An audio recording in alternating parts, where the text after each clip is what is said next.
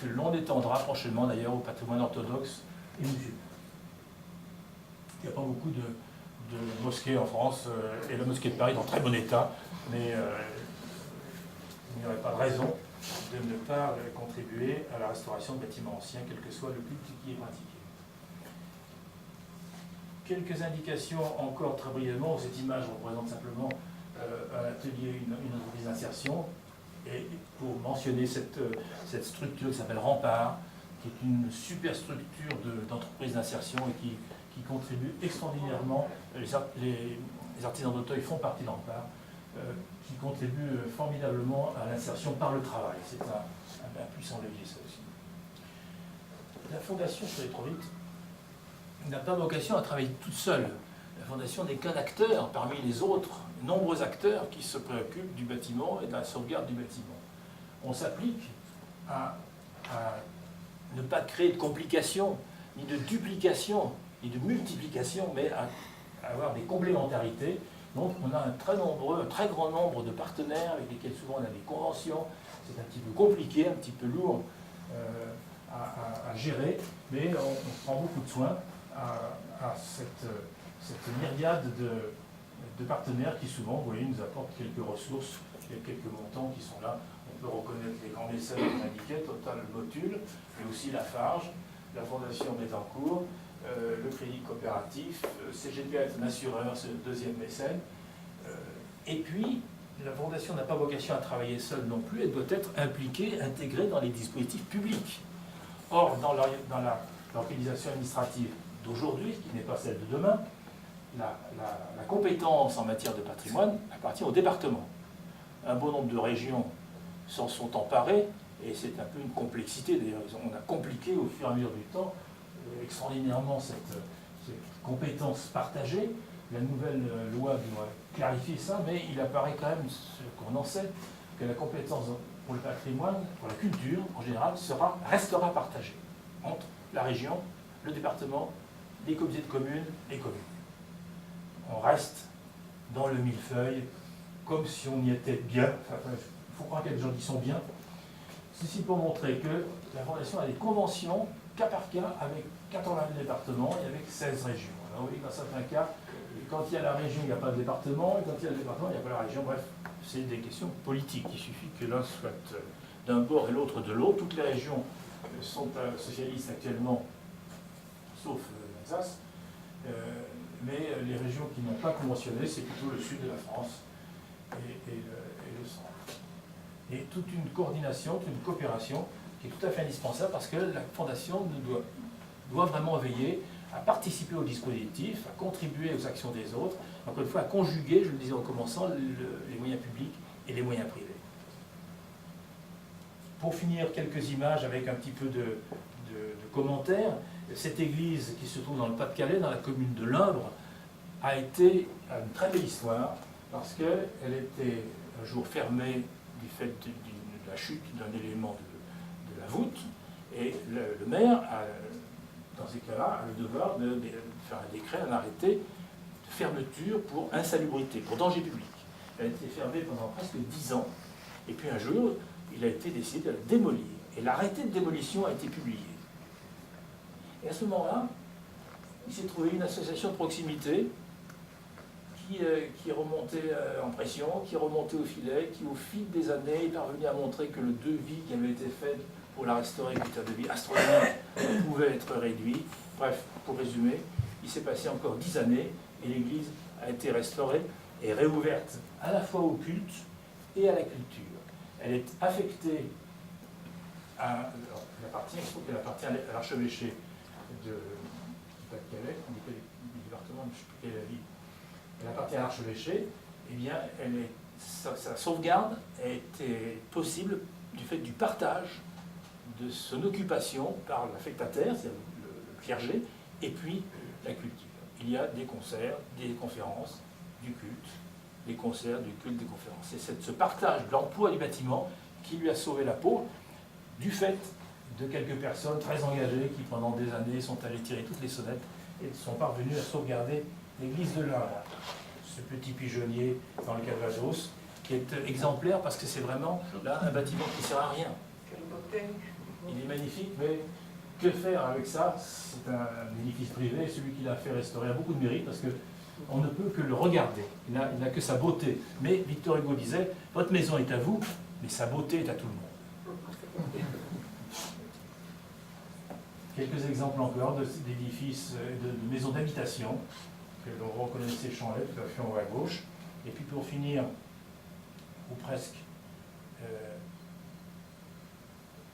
encore quelques exemples aussi avec des manifestations très souvent, le fait d'ouvrir, d'inaugurer le bâtiment, d'ouvrir, par exemple, la cloche, là, elle est sortie, le fondeur, il fonce cette cloche dans du sable à l'extérieur, et lorsqu'on la sort du moule, c'est une espèce de naissance, là, c'est très étonnant, ça crée beaucoup d'animation, la réouverture d'un bâtiment, le lancement d'un bateau, ou bien la cérémonie de la fondation, avec la fondation Charles de Gaulle, lors de la Croix, autant d'événements régionaux qui créent beaucoup d'activités. 2 slides encore de chiffres, pardonnez-moi, mais c'est vraiment pour finir. Dans la seule année 2014, la Fondation a accompagné 2464 projets, et l'ensemble des travaux sur ces projets, ça représente 229 millions d'euros de travaux, c'est considérable, c'est beaucoup d'argent. Nous n'avons pas donné 229 millions, c'est la somme de l'ensemble de ces travaux. Et alors, cette troisième ligne, nombre d'emplois. On attache beaucoup d'importance, je vous l'ai dit plusieurs fois, je crois, je me répète un peu, au lien entre l'activité économique et la restauration du patrimoine bâti. L'INSEE nous donne une clé pour faire cette corrélation. L'INSEE dit pour 100 000 euros de travaux, à 100 000 euros de travaux correspondent 3 emplois. Alors ce n'est pas 3 emplois créés, mais c'est 3 emplois soutenus, maintenus, prolongés, et une correspondance 100 000 euros de travaux, 3 emplois. Donc, de ce fait, eh bien, dans l'année, on peut dire que les chantiers que la Fondation a soutenus ont contribué au maintien de 6 780 emplois dans les métiers du bâtiment et des travaux publics. Alors on aime bien dire aussi que ce sont des emplois de proximité, c'est la petite entreprise du coin, c'est le maçon de voisinage, c'est l'artisan d'art de la région, ce sont des emplois qui sont fixes, qui sont non délocalisables et qui ont beaucoup de... Si on fait le même tableau, le même schéma depuis l'origine des temps c'est l'an 2000, parce que la Fondation a mis quelques années à démarrer, et c'est plus de 20 projets, aujourd'hui c'est presque 21 000 passés à ce jour d'aujourd'hui, ça c'est les chiffres au 31 décembre 2014, c'est 1,5 milliard de travaux, c'est beaucoup d'argent, et ça veut dire 47 000 emplois, avec la même règle que je vous disais tout à l'heure, 100 000, 3, c'est en moyenne 3 000 par an. Donc ce lien, cette corrélation entre cette activité de restauration et l'emploi dans ces métiers et travaux publics est tout à fait avérée. Je disais tout à l'heure que le bâti d'aujourd'hui peut-être sera le patrimoine de demain. Reconnaissez-vous ce bâtiment? S'il y a des familiers de la Seine-Maritime, des Havrais, j'arrête là, c'est ce qu'on appelle le Volcan, un théâtre qui a été construit au Havre en 1978. Et c'est un bâtiment tout à fait remarquable. Niemeyer était un très grand architecte, il est mort l'an dernier. Mais il est plein de malfaçons. Beaucoup de malfaçons, beaucoup de problèmes, beaucoup de fuites. Et il a donc fallu faire contribuer à la restauration de ce bâtiment, qui est un théâtre, 2 salles de théâtre. Et une petite anecdote, Niemeyer a été consulté, il avait 103 ans, il est mort à 104 ans l'année dernière. Il a été consulté, il a donné son accord, non pas la veille de sa mort, mais 1 an avant sa mort, pour cette restauration, parce qu'il y avait une détentabilité de terrasse dont la résolution a changé un peu l'aspect. Mais il a donné son accord, c'était un petit peu étonnant. Et je vous disais tout à l'heure que je mentionnerais cette voiture. Cette voiture est une voiture extraordinaire, c'est la Porsche 117 qui a gagné les 24 heures du Mans, pilotée par Gérard Larousse, qui est là derrière, dont on ne voit pas qu'il a une jambe raide, parce qu'il a eu un accident, il est passé très très près de la mort, et il est revenu, il a conduit, il a fait faire un tour à la voiture, qui a été restaurée il y a 2 ans, avec le mécénat de Motul, et c'était très très impressionnant. Et puis une dernière image qui représente un bateau, parce que les bateaux, ce sont aussi des bâtiments, c'est aussi des bâtiments, comme le mot l'indique.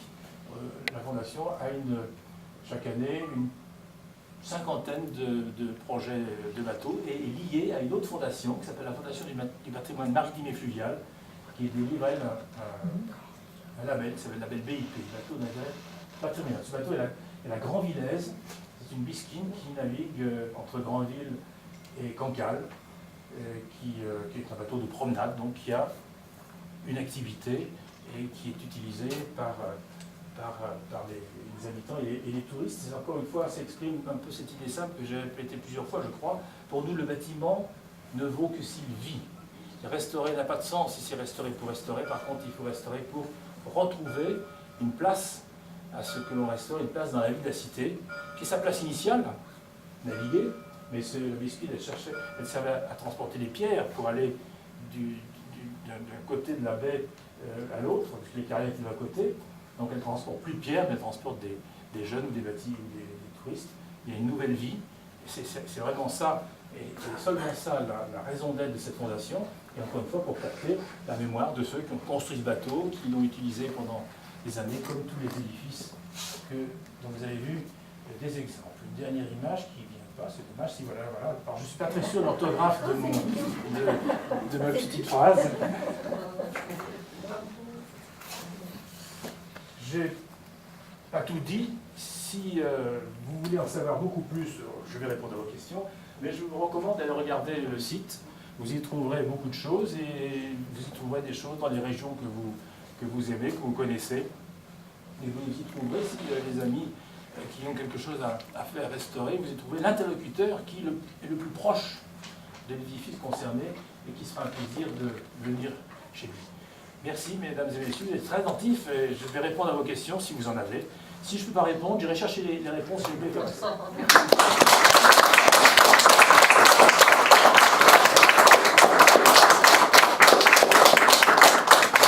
Monsieur Salvador, vous nous avez comblé, pas seulement par le contenu de votre exposé, mais par votre passion avec laquelle vous avez transmis ce message que vous avez si bien défini au début de ce devoir de mémoire. Et cette conférence, je crois, qui s'est construite autour de ce concept, a été vraiment un exemple de plaidoyer pour une valeur. Encore une fois, merci beaucoup. Et je suis sûr qu'il y aura beaucoup de questions, mais auparavant, je voudrais remercier également Madame Stéphane Arbianou, grâce à laquelle nous avons eu la chance de vous avoir aujourd'hui avec nous. Donc, Stéphane, merci beaucoup. Et peut-être tu ouvriras le débat et les questions, parce que Stéphane Arbianou, vous connaissez tous son engagement pour la sauvegarde d'un patrimoine non protégé par l'État, même menacé par l'État, je veux dire. Mais ça existe en France aussi, vous savez. Et à ce propos, voilà, j'ouvre le débat. Il a suffi, M. Salvador, de regarder, je crois, les visages de l'auditoire pour vous rendre compte avec quelle attention et passion ils vous ont suivi. Encore une fois, merci. Vous n'êtes pas trop endormi, par contre. Non, non, non. Moi, je vous remercie encore une fois pour l'importante conférence que vous voulez étaler d'une façon que vraiment la passion peut passer par toutes les murs d'histoire et de manque d'intérêt. Alors qu'année passée, vraiment, c'était un grand honneur pour la Roumanie quand l'association pour laquelle je travaille, Rencontre du patrimoine Europe-Roumanie, a organisé à Bucarest, à la musée national des paysans roumains, le premier symposium atelier de 2 jours de travail international sur le patrimoine rural. On a passé 25 ans depuis, on se considère libéré de anciennes mentalités et indifférences, mais c'était M. Guy Salvador qui était venu, qui a apporté vraiment la quintessence de expérience française qui, en fait, pourquoi pas reconnaître que c'est très séduisant et c'est possible dans un pays qui n'a pas vécu la grande terreur de 45 ans de communisme qui a fait que surtout le rural, le patrimoine rural, où il y a 40% de population roumaine qui habite, est négligée et laissée en ruine. Et comme j'ai une petite affiche, peut-être vous la regardez, c'était une exposition multimédia et les 2 jours de l'atelier. Et on doit espérer, c'est l'autre catalogue, là, on doit espérer que l'administration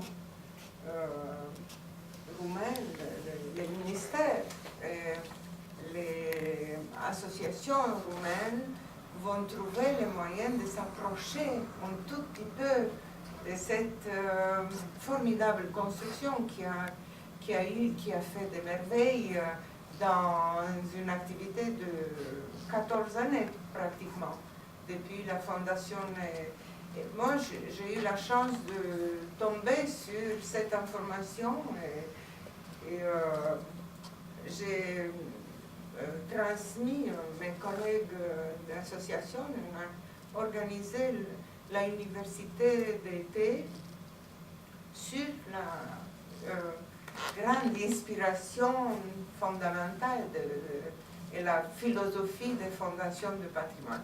Mais ça manque tout le réseau gigantesque qui se base surtout sur une culture propre aux nations, qui se base aussi sur l'intérêt des architectes, parce que moi je trouve que l'union d'architectes roumains et l'ordre d'architectes roumains, ils doivent être dans le premier rang pour bouger la loi de protection, pas la loi, mais le début de cette activité.